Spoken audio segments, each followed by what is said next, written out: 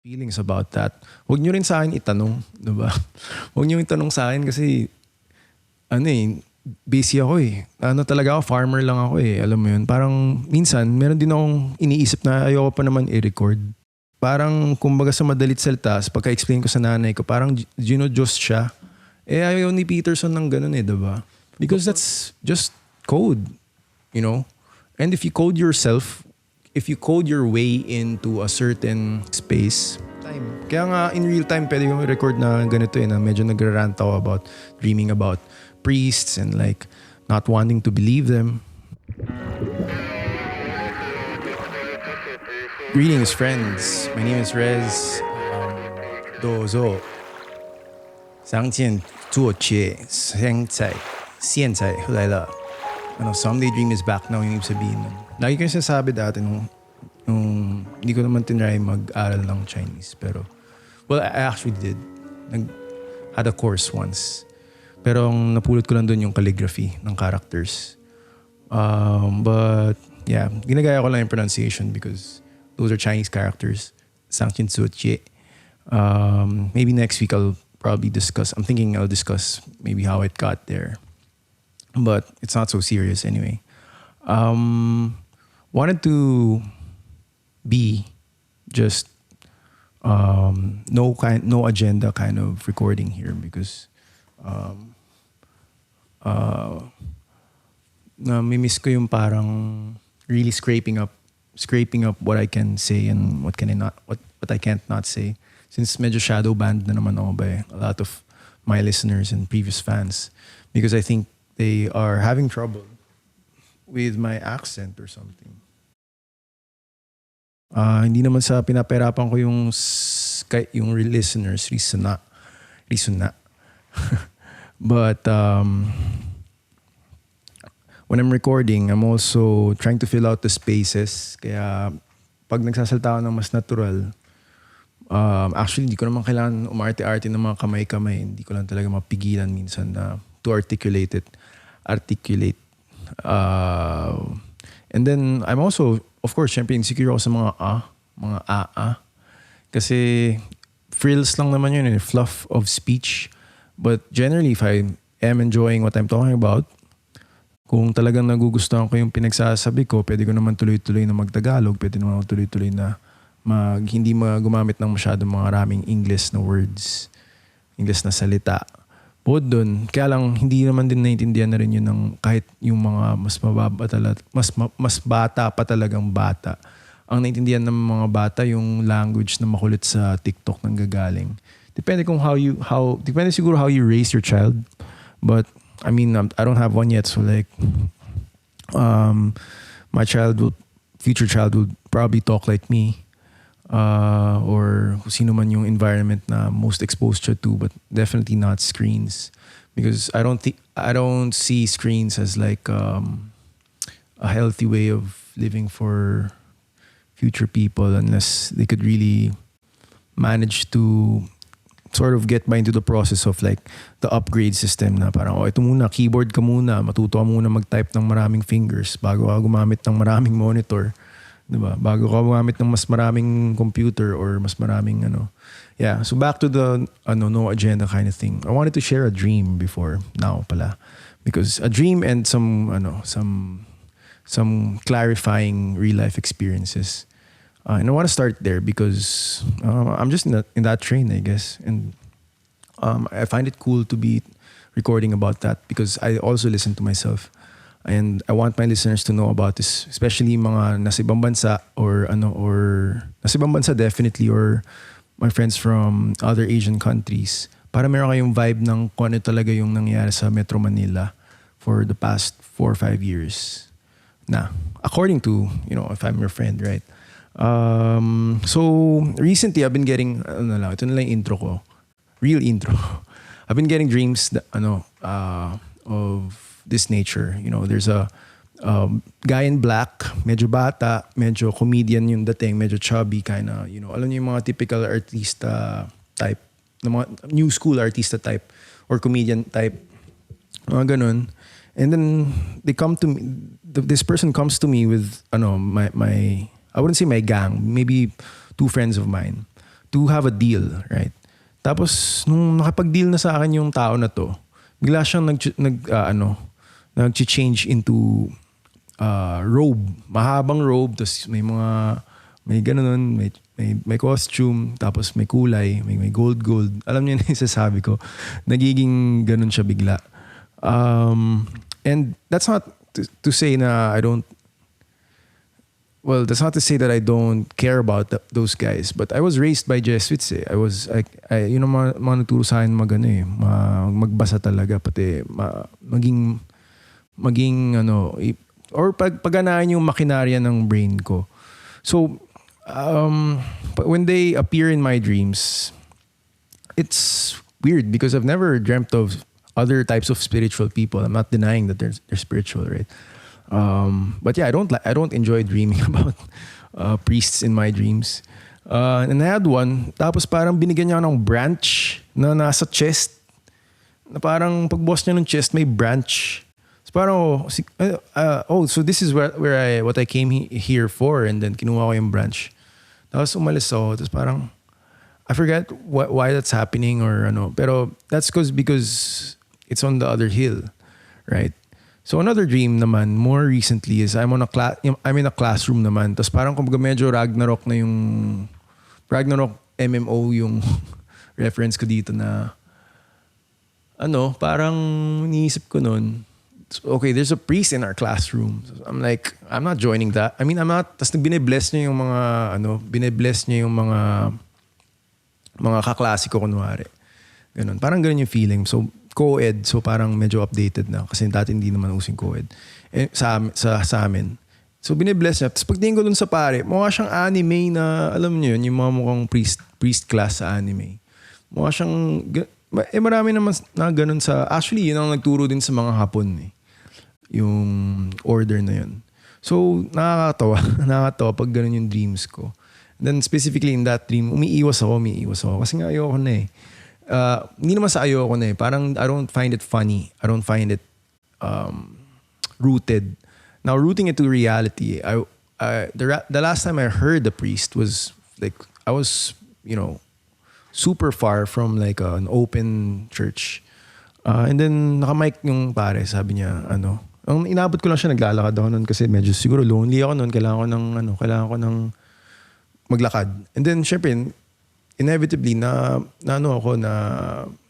sumilip ako dun sa church nila.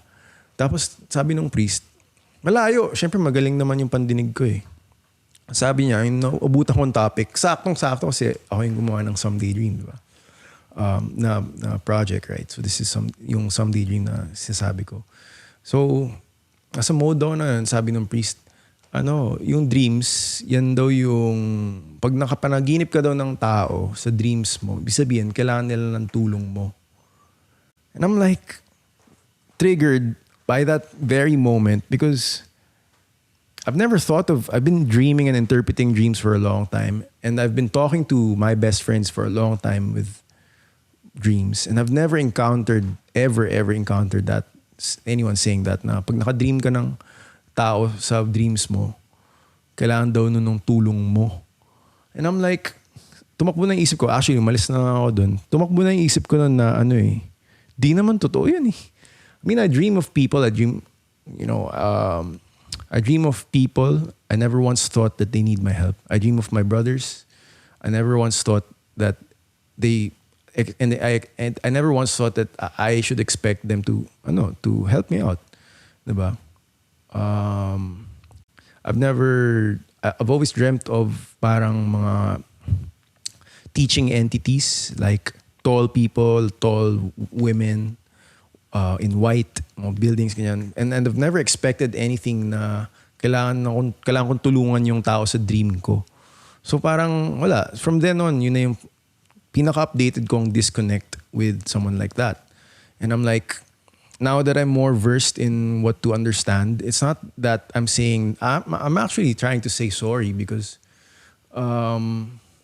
I feel yung parang shadow banning feeling ko is just from, a lot of conflict of interest dun sa copy ko versus yung talagang sikat na copy sa Pilipinas, which is like the majority of the majority, and I'm not saying that they're that I should compare myself with that reality, not them. I'm not talking about the people, but like syempre yung tao na bumubuhos ng yung tao gumagawa diba? Kahit sino namang tao na gumagawa, meron silang parang social media nagiging battleground of what's oozing out from them. And if I'm not able to resonate with Catholicism or Protestantism, which is where I want to get this recording out as well, is ayun na nga na more likely na yun na yung reason. Actually, yun yung reason in my head for a couple of years now why I always na hindi ako nagiging kapareho ng mga, let's say, naging kaklasiko, di ako nagiging kapareho ng... And I'm not saying that I'm the only one who feels this way. Maybe a lot of my listeners also feel that. Some, most likely, also feel that way. That once you have traversed sort of the algorithm of your social media, if you post a lot, if you babasahin ka ng AI eh. And I don't know if you believe this or you hear this in your church, but then babasahin ka ng AI or babasahin ka ng kumpanya na you work with, because that's just code, And if you code yourself, if you code your way into a certain space, then that's where you'll find your identity, a fragment of your identity and psychology affected in real time. Kaya nga in real time pwede yung record na ganito na medyo nagrarant ako about dreaming about priests and like not wanting to believe them. And outright I could, tell them, because I tell this to my parents, I tell this to my mom na ina-explain ko sa kanya yung isang podcast ni Peterson with because I remember when I was studying, I was looking into that phenomenon or that culture na pares na yung I really resonate with that guy na ang naging problema niya kasi doon, sinulatan siya ng 2 tao ng isang libro na parang kumbaga sa madalit salita, pagka-explain ko sa nanay ko, parang Diyos siya. Ayaw ni Peterson ng ganun diba? Doktor siya ng psychology. And then nung pinakinggan ko yung podcast, first time ko siya marinig yung parang lolo na hinihikaban niya yung mga dati ko nang narinig as bata ng mga Jesuit, I wouldn't say it's marketing mga Jesuit cliches, right? So, mga cliches from the order where I came from as a kid, hearing that in a podcast with someone like super modern, like they were talking about specific discoveries of, not discoveries, but like specific teachings of some of the saints that I heard growing up. But those saints were already dead, obviously. Diba? And then, syempre, naaral ko pa yun nung bata ako. Pero nung ngayon matanda-tanda na ako, nakahanap ako ng katapat ko sa pag-iisip na nakakayamot na actually yung ulit-ulit na ganun na turo. So, in that aspect, I'm like, I'm kind of worried that I'm also dreaming about them. So maybe if you could help me out, I don't know, not really. But yeah, kumbaga yun na yung detail ng ko. But it's not of great importance. It's just that I really wanted to record some sort of non-agenda kind of thing. And I realized, a friend of mine asked me about this recently. May bagong naging kaibigan. Sabi niya, are you spiritual or religious? Tapos sabi ko nung una, religious ako. Now, medyo binabawi ko yun in this video. I'm actually not very religious if I think about it. In the very sense that it would apply to more people. Parang, of course, they are more religious. That they, alam mo yun, every Sunday sila pumupunta sa church. Every Sunday sila nandun. Tapos kakanta sila, diba? Ako, araw-araw lang ako nagpa-podcast Halos araw-araw na ako nagre-record So parang, I don't feel the need to go to their church. And I'm not sure if a lot of you guys are hearing what I'm saying, but then if you have feelings about that, huwag nyo rin sa akin itanong, diba? Huwag nyo itanong sa akin kasi busy ako eh. Ano talaga ako, farmer lang ako eh. Alam mo yun. Parang minsan, meron din akong iniisip na ayoko pa naman i-record. Hindi pa yun talaga yung kailangan kong nire-record. Tapos, yung nire-record ko to sa ngayon kasi ito yung parang nandito yung takbo ng ano ko ng parang ng pagtatagalog ko. Wala, pero yung buhay ko on an analog level, of course, because digital yung ano ko eh, digital yung brand na to eh, diba? Neon Gin Crack. Someday Dream has always been like an electronic thing, kuryente thing. So as long as you can feel something, it's still Someday Dream for me. And as long as I can express kung ano yung naisip ko talaga as in right now. I mean, nakita niyo naman na wala namang cuts, diba? That's probably where it'll get at. And for me, tamang ano lang yun eh, tamang pagsunod lang yun kasi hindi ko naman kailangan talaga i-censor yung sarili ko when talking about this stuff. And I'm surprised that no one talks about this stuff, right? No one talks about this in my crowd. No one talks about their feelings about what we read. But when I posted that I got Beyond Order, kilala ko yung mga nag-like eh, diba? Parang napapaaway pa nga ako. Right after that pa nga, no, halos mapaaway pa ako eh. Tapos parang fake away lang naman pala. Tapos parang sabi sa akin, parehas naman pala tayo ng, ng pinanggalingan eh.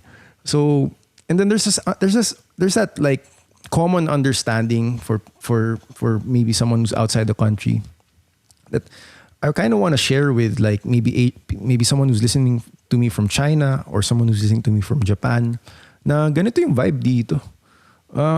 Mababait tao dito. As in, mababait, updated, medyo Batanggenyo yung accent. Tapos medyo, by Batanggenyo meaning, talagang, yun lang. Yan, dyan. Parang very concise ba? Tapos ako na lang yung nagpapalit kasi wala na akong kausap na Batanggenyo eh. Actually, nakakausap ko lang nung namatay yung lola ko, makakusap ko lang pinsan kong Batanggenyo, bumabalik din. Diba?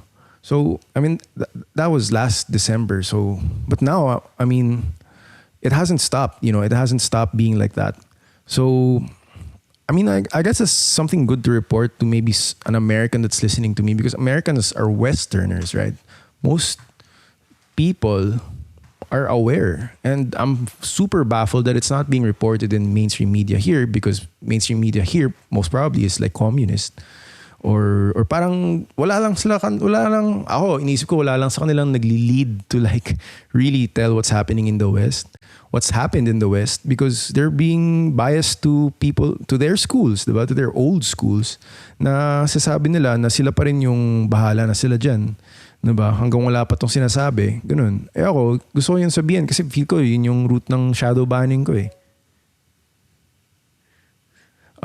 Yun yung root ng shadow banning ko. And like, the problem there is, I feel like I'm misunderstood by a lot of my Catholic friends or a lot of my Protestant friends. Na it's not that I don't believe that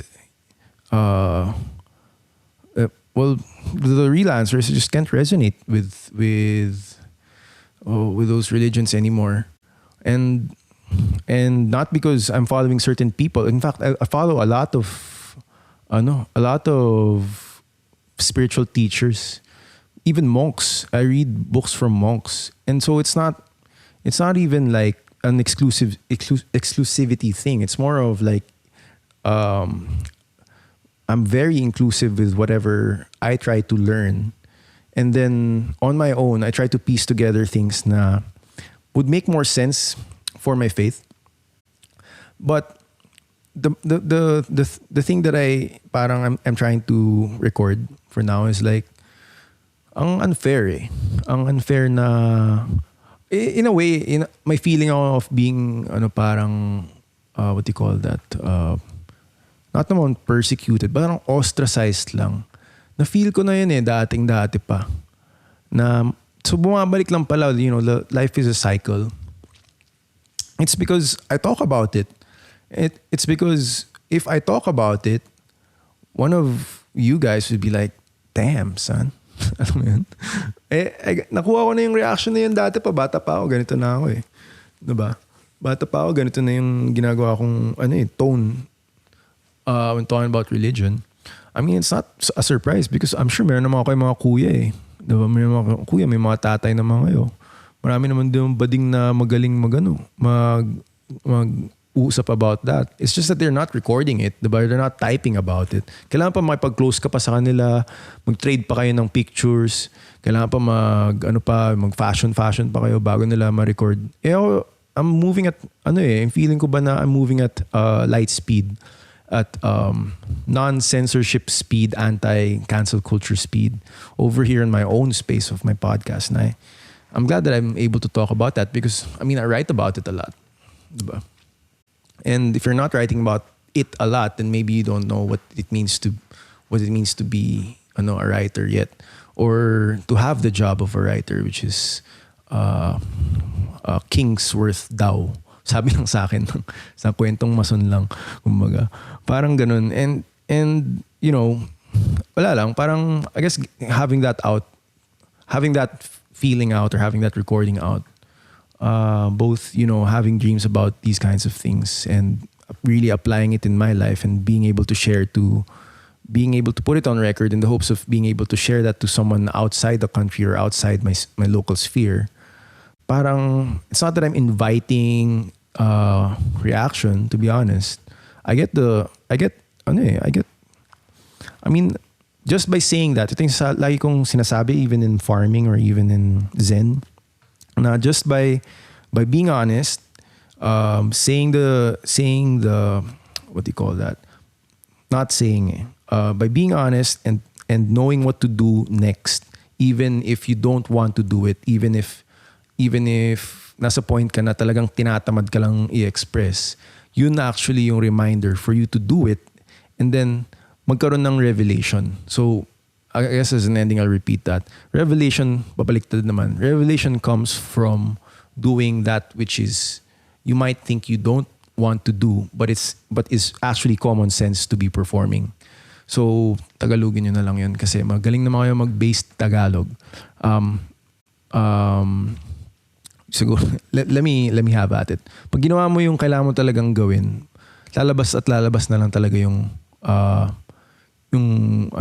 tinatawag ko chugi next. Yung next lang. So it's order, right? It's Umai Otosu. Yan. So yun na lang yung lagay nating title nito. Umai Otosu means good shit. All right? So, and I hope that makes you your brain fat, your heart's fat. And thanks for listening. Balik kayo sa Nihonjin Crack. I'll be right here and more videos to come real soon. Bye. Peace. 2 piece.